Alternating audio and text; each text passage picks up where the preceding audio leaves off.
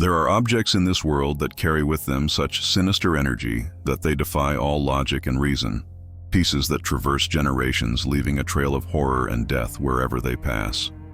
The story I'm going to tell today happened in a small town in the interior of Romania, where an antiquarian named Dumitru Popescu discovered in the worst possible way that some secrets should remain buried forever. It was a cold October morning when Dumitru received a call that would change his life forever. On the other end of the line, a trembling voice of an 83-year-old woman named Elena Munteanu begged him to come to her property on the outskirts of town. The woman had inherited a mansion from her deceased uncle, an eccentric collector, who had died under mysterious circumstances 2 weeks earlier. Elena wanted to get rid of all the objects in the house as quickly as possible, because according to her, there were horrible things happening since she had set foot in the place. Dumitru, a pragmatic 47-year-old man who had worked as an antique appraiser for more than 2 decades, didn't give much credence to supernatural stories. For him, death was simply the natural end of life, and objects were simply inert, matter with no power beyond that which human imagination attributed to them. He accepted the job, motivated mainly by the promise of a generous commission, as Elena had mentioned that her uncle's collection included rare and valuable pieces from various parts of the world.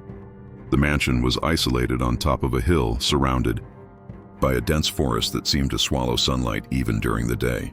When Dumitru arrived at the location, he was received by Elena, a woman of fragile appearance but whose eyes revealed a deep terror that she tried to disguise.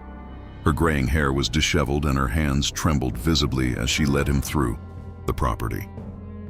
During the walk to the main entrance, she told him that her uncle Radu had been found dead in his office, sitting in his armchair with wide eyes and an expression of absolute horror frozen on his face. The doctors said it had been a heart attack, but Elena knew there was something more sinister behind that death. As soon as they entered the house, Dumitru felt a perceptible change in the atmosphere. The air seemed denser, charged with an oppressive energy that made the hairs on his arms stand on end. The walls were covered with old paintings of people who seemed to observe him with eyes that shone with supernatural malice. Marble statues of grotesque figures occupied the corners of the rooms, and there was an impressive quantity of mirrors of all shapes and sizes scattered throughout the house. Elena explained that her uncle had a peculiar obsession with mirrors, believing they were portals to other dimensions. It was in the late Radu's office that Dumitru found the piece that would change everything. Hidden behind a bookshelf full of books on occultism and demonology, there was a black obsidian mirror framed in antique silver. The piece measured approximately 60 centimeters in height by 40 in width, and its polished surface reflected not only the image of whoever looked at it, but seemed to absorb the surrounding light, creating an aura of darkness that defied any rational explanation.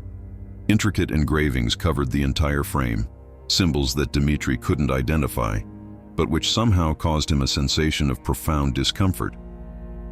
Elena categorically refused to approach the mirror, explaining that, since arriving at the house, she had the impression that something was watching her through the dark surface. She told him that the night before she had awakened with the sensation that someone was calling her by name, and when she went down to investigate, she found the mirror turned toward the wall. When she turned it back, she was certain she saw, for a fraction of a second, the reflection of a figure that wasn't in the room. From that moment, she decided she needed to get rid of everything in the house as quickly as possible. Dumitru examined the mirror with the care of an experienced professional, but no matter how much he tried to maintain his scientific objectivity, he couldn't ignore the disturbing sensation the piece caused him when he looked directly at its surface. He had the impression that the shadows moved independently of the light, forming shapes that suggested invisible presences. His reflections seemed distorted, thinner, and with more angular features than they really were. Even more disturbing was the fact that sometimes he seemed to see movements in the periphery of his reflected vision, as if there were other people in the room besides him and Elena. Despite all the warning signs, Dumitru decided to buy the mirror. There was something about the piece that awakened a morbid curiosity he couldn't explain. Elena accepted his offer without hesitation, clearly relieved to get rid of the cursed object.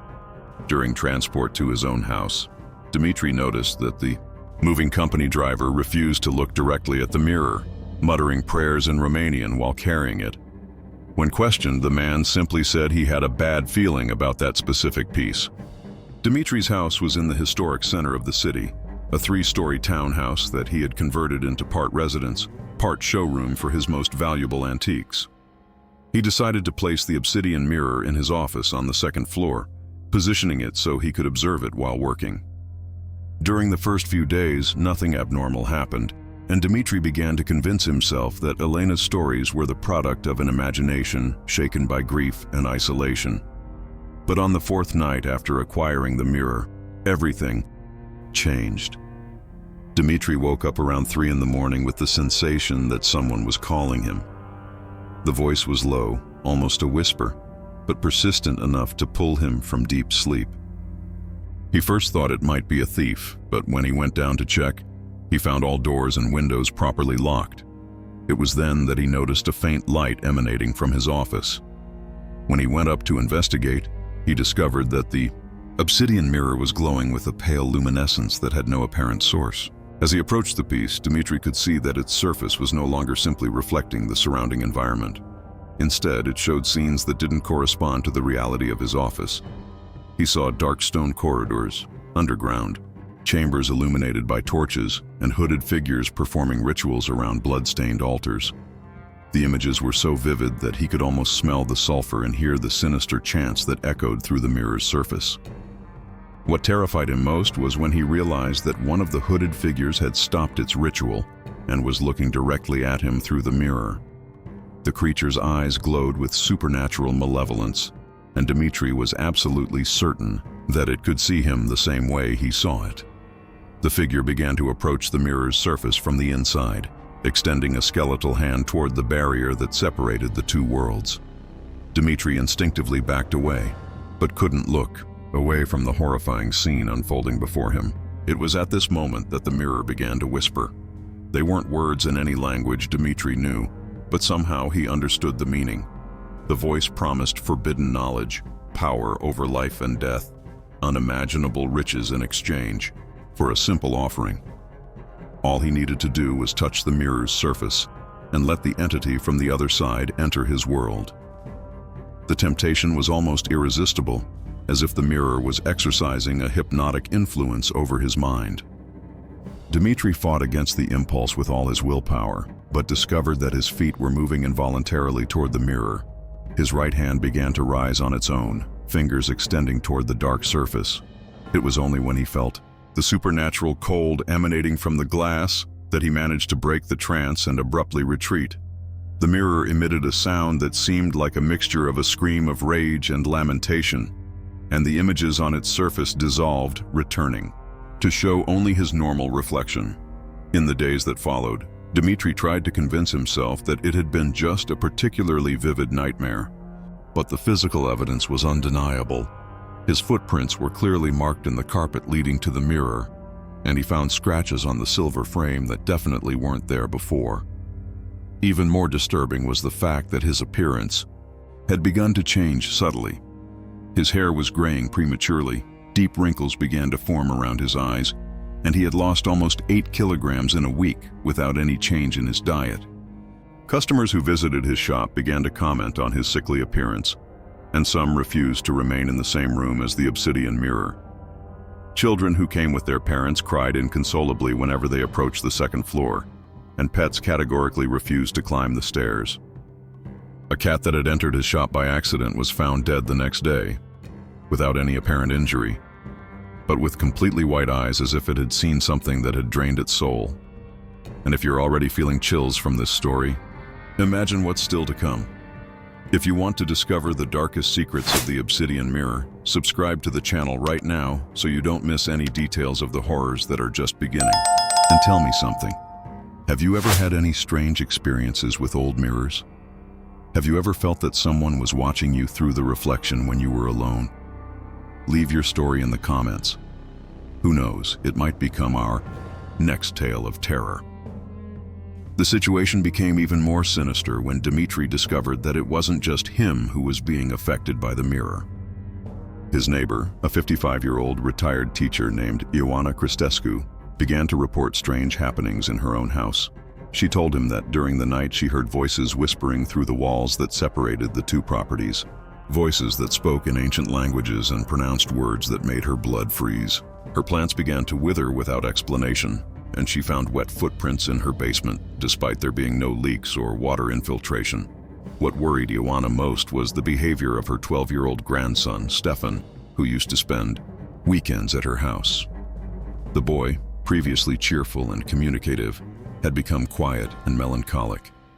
He spent hours staring fixedly at the wall that faced Dimitri's house, muttering incomprehensible things. When questioned about his strange behavior, Stefan only said that the man in the mirror had promised to show him wonderful things if he came to visit him. Ioana was terrified when she realized that her grandson was describing specific details of the interior of Dimitri's house, places he had never visited. Dimitri tried to get rid of the mirror several times, but discovered that this was impossible.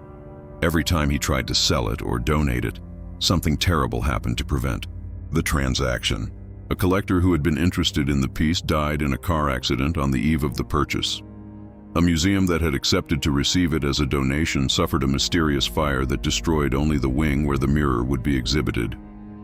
When he tried to simply break the object, he discovered that the obsidian was inexplicably resistant. Hammers shattered against its surface without leaving even a scratch. The malignant influence of the mirror continued to spread through the neighborhood like a supernatural plague. The corner baker began to have recurring nightmares in which he saw his own death in increasingly grotesque ways. The local pharmacist reported that her medicines were transforming into unknown substances during the night, viscous liquids of dark color that exhaled a putrid odor. Even the animals in the region began to present anomalous behaviors. Dogs howled incessantly during the early morning hours, cats refused to leave their homes, and birds migrated en masse away from the area, as if fleeing from some invisible danger.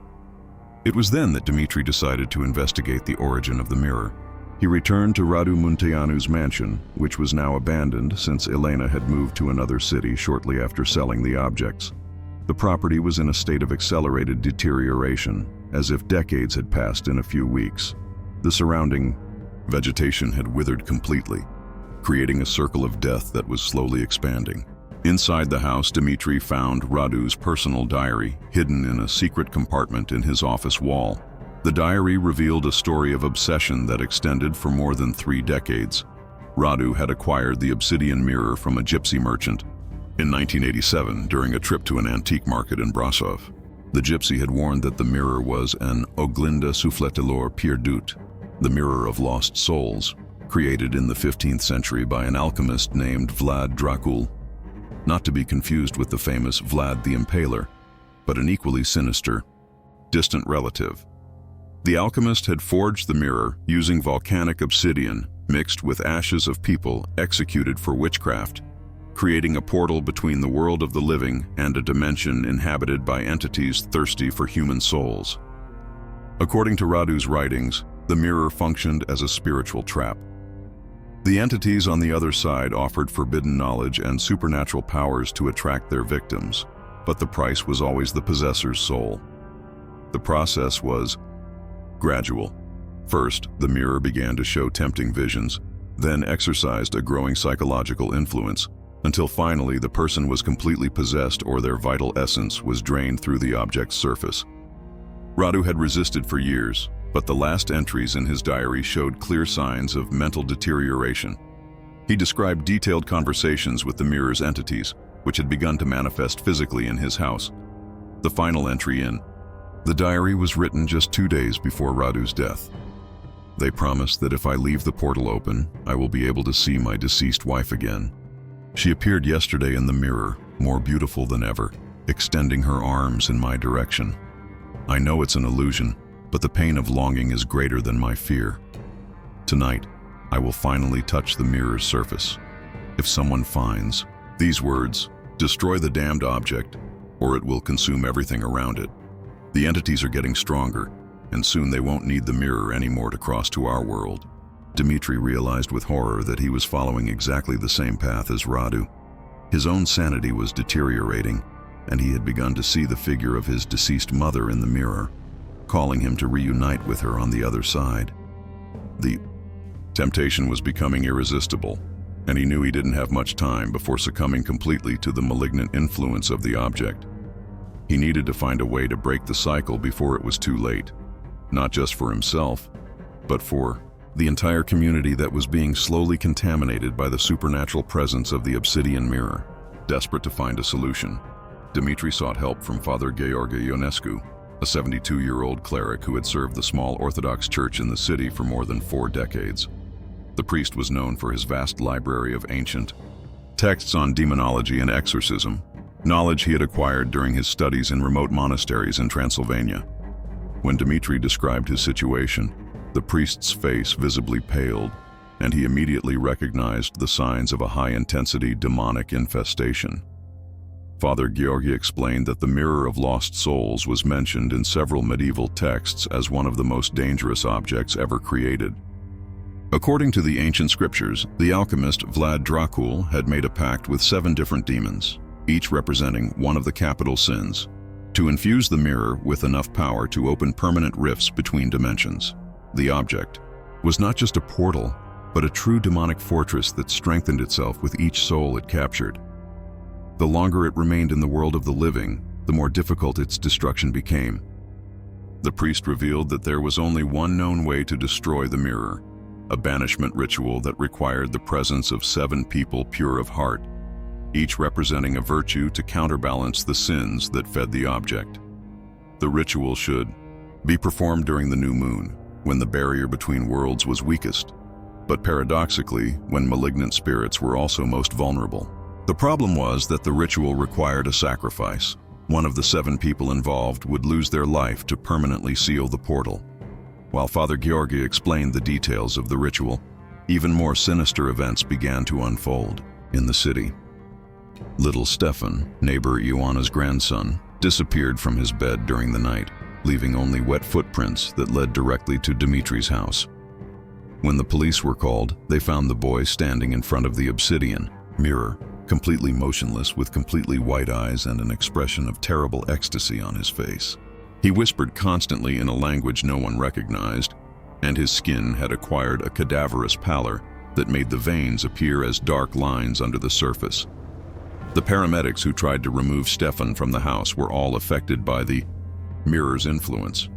2 of them fainted instantly upon entering the office, and the third began screaming that he saw the faces of all the patients he had lost during his career floating on the object's surface. The boy physically resisted all attempts to remove him, demonstrating supernatural strength that shouldn't be possible for a child his age. His fingers were literally glued to the mirror's frame, as if an invisible force kept him connected to the object. It was then that the deaths began. The first victim was Marian Popescu, a 39-year-old mechanic who lived 2 blocks from Dimitri's house. He was found dead in his garage, sitting in a chair in front of a common mirror, with the same expression of horror that had marked Radu Munteanu's face. What most shocked the investigators was the fact that the garage mirror showed not Marian's reflection, but the image of the obsidian mirror, as if all the mirrors in the city had become extensions of the cursed object. The following night, 3 more bodies were found: pharmacist Elena Dumitrescu, baker Andrei Stancu, and a German tourist named Greta Müller who had arrived in the city just 2 days before. All had died in the same way, found in front of mirrors with expressions of absolute terror. The coroners reported that the victims seemed to have died of extreme terror, their hearts simply stopping due to psychological shock. Even more disturbing was the fact that all the mirrors where the victims were found continued to show the reflection of the obsidian mirror, even after the bodies were removed. Dimitri realized that the mirror had found a way to multiply itself, using other mirrors in the city as secondary portals to expand its influence. Each death fed the object with more energy, allowing it to create more connections and affect an increasingly larger area. If the process continued, the entire city would eventually be consumed, and then the entire country would be in danger. The entity behind the mirror was using Stefan as a channel, draining his life force to manifest itself more and more solidly in the physical world. Father Gheorghe quickly gathered 6 volunteers for the banishment ritual. Besides himself and Dimitri, he managed to convince teacher Ioana, motivated by desperation to save her grandson, local police chief Radu Marinescu, the city's doctor, Dr. Ana Petrescu, and 2 visiting monks from a nearby monastery, Brother Vasile and Brother Mihai. All understood that there was a chance they wouldn't survive the confrontation, but they also knew it was the only hope of preventing the curse from spreading beyond the city limits. On the eve of the new moon, as they prepared for the ritual, Dmitri had one last vision in the mirror. This time he saw not only the demonic entities, but also the souls of all the people who had been consumed by the object over the centuries. Hundreds of desperate faces pressed against the internal surface of the mirror, pleading for liberation. Among them, he recognized Radu Munteanu and the recent victims from the city. All extended their hands in his direction, not to drag him inside, but asking for help to escape the eternal prison they had become. The night of the new moon arrived wrapped in a supernatural darkness that seemed to suck the light from all luminous sources in the city. At 11 o'clock, the 7 volunteers gathered in Dmitri's house carrying consecrated candles, holy water, and ancient texts written in Latin and archaic Greek.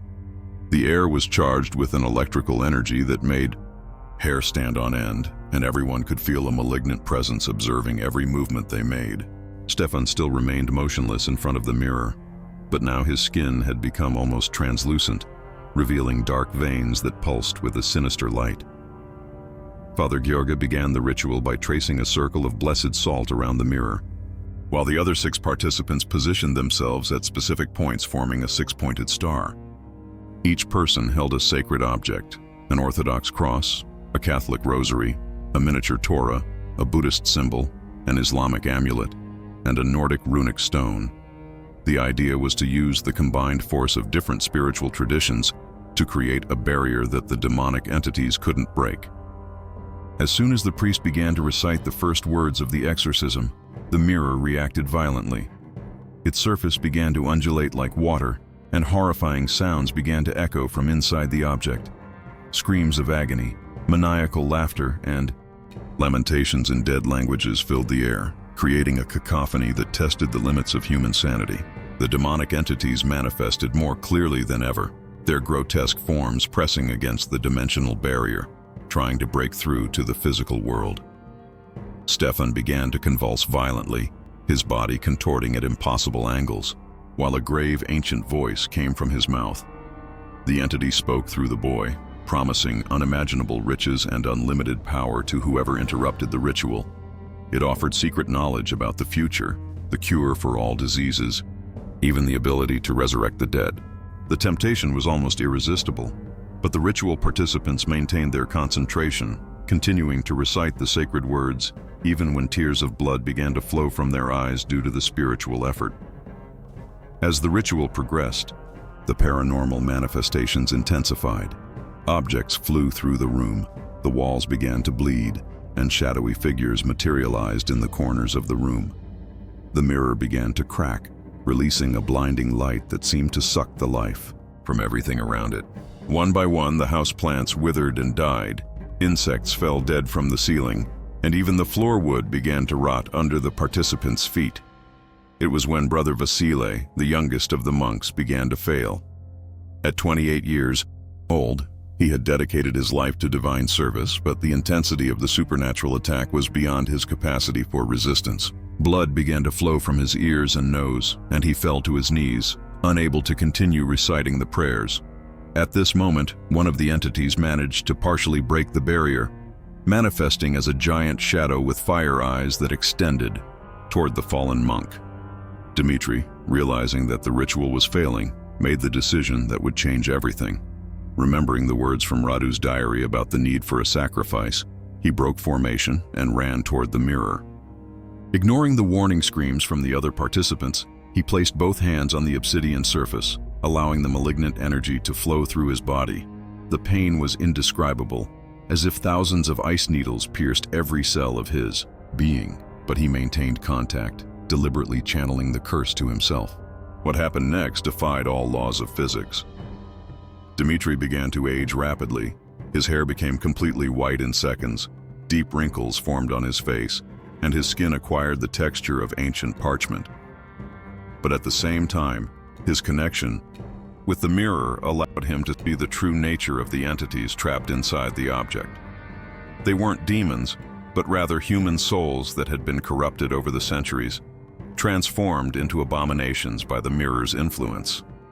With his last strength, Dmitri channeled not only his own vital energy, but also the combined faith of all the ritual participants. He directed this force to break not just the physical mirror, but also the spiritual chains that kept the souls imprisoned. The mirror exploded into thousands of fragments, each piece dissolving into pure light before touching the ground. A wave of benevolent energy swept through the room, and everyone could see, for a brief moment, hundreds of souls being liberated and ascending to a golden light that appeared on the ceiling. Stefan collapsed to the floor, finally free from possession, but alive and breathing normally. His features returned to normal, and the rosy color returned to his skin. Dmitri, however, had paid the final price. His body had become a dried husk, but in his eyes still shone a deep peace. With his last words, he whispered, "The souls are free. All of them. Finally free," before crumbling to dust, as if he had lived 1,000 years in a few minutes. In the days that followed, the city slowly returned to normal. The mirrors stopped showing sinister visions, the animals returned to the region, and vegetation began to grow again. Father Georgi organized a special mass in memory of Dmitri, who was remembered not as a greedy antiquarian, but as a hero who had sacrificed his life to save countless souls from eternal damnation. The house where everything happened was demolished, and in its place a small chapel was built where people come to pray for the lost souls that finally found peace. This story teaches us that some mysteries are too dangerous to be unraveled, and that ancient objects can carry burdens that transcend our understanding. If you've made it this far, it means you have the courage to face the darkest aspects of the supernatural. How about subscribing to our family of explorers of the inexplicable? Together, we can uncover more secrets that sleep in the shadows of history. And you, do you have any family stories about ancient objects that seemed cursed? Share your experience with us. Your story might help other people understand that not everything old is just a harmless relic. Tell us, what did you learn from this story? How did it change your perspective on the power of objects we inherit from the past? Your comments feed our community and help us find new mysteries to explore together.